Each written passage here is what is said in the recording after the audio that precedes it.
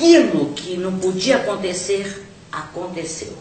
Vamos para o segundo turno com Crivella e com Freixo.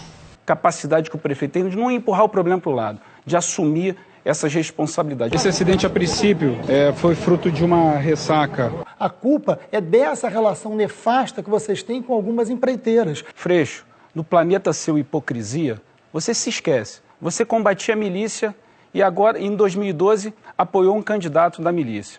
Essa coisa do Freixo ser intocável, maravilhoso, impoluto, não é. Você fala de Lava Jato. Aí você tem, na lista lá da Lava Jato, um sujeito chamado Renato, nomeado no gabinete do PSOL, da DB Áudio, que recebeu propina da Lava Jato. Aí no teu planeta hipocrisia, isso não existe. O Freixo não é flor que se cheire. E mais, agora vem à tona o caso do seu homem de confiança. O Dinei. Do seu gabinete, que foi condenado. Ele foi enquadrado na Lei Maria da Penha. É inacreditável. Condenado na Lei Maria da Penha, por ter batido na mulher. Isso é um escândalo.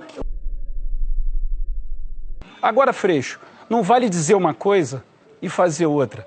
Não vale viver no teu planeta da hipocrisia e esconder das pessoas, na verdade, o que você defende, Freixo. Você vai ter a oportunidade de explicar agora o que significou apoiar alguém que foi condenado. Lamentei muito o episódio. Sim, teve um assessor que foi condenado à revelia. A falta de caráter. E ele foi julgado, enfim, está recorrendo. Mas nós... Silêncio, por favor.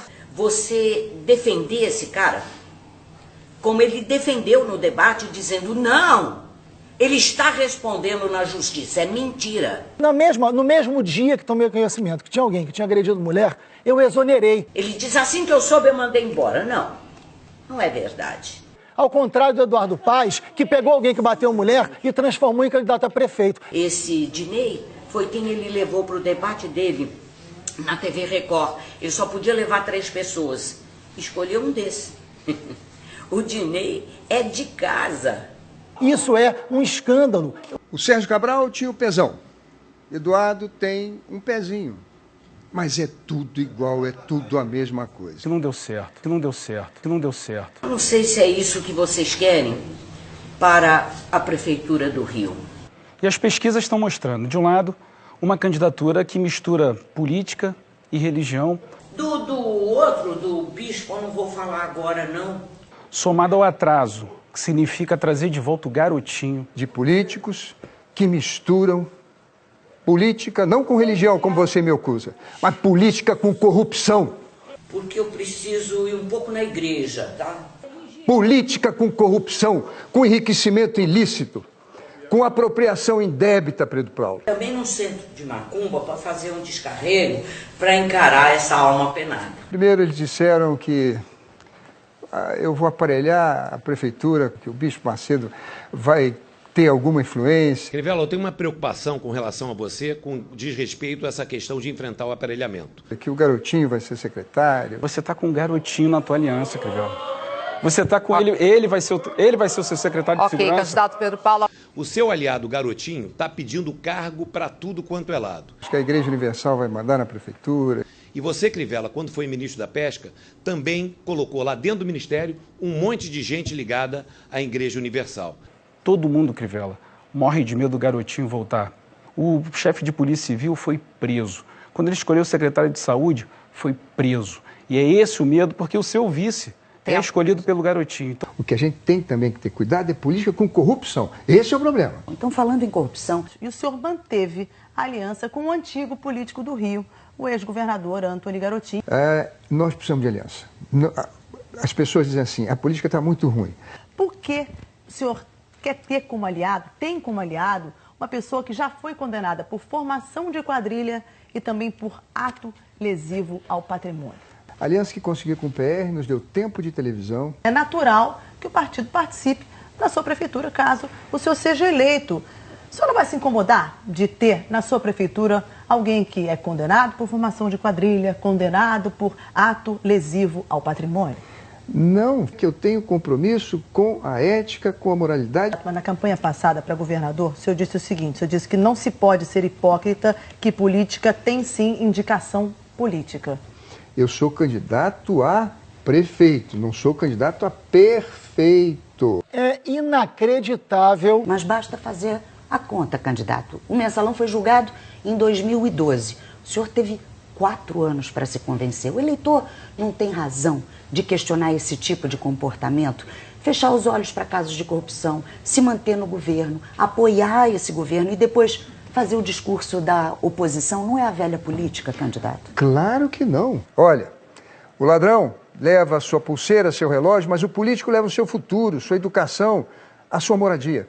E não é a política que faz um político virar ladrão, mas é o seu voto que faz um ladrão virar político. Também no centro de Macumba para fazer um descarrego para encarar essa alma penada. De um lado, uma candidatura que mistura política e religião. Mas é tudo igual. De outro, uma anarquia, radicalismo. É tudo a mesma coisa. Né? Essa anarquia que ameaça o cidadão do Rio de Janeiro, a incompetência do PMDB. E um pouco esse modelo do Brasil que não deu certo. Jandira, é exatamente isso. Você é um agressor de mulheres. Mais uma vez você com agressões, Jandira, com esse ódio. E eu não poderia deixar de registrar que esta emissora apoiou o golpe contra a democracia. As pessoas que estão em casa não aguentam mais. Não é a TV Globo que está sendo avaliada aqui, são os candidatos. E é você de casa que vai poder ver as propostas, comparar as ideias e ver quem é que tem mais compostura e competência para ser prefeito do Rio de Janeiro.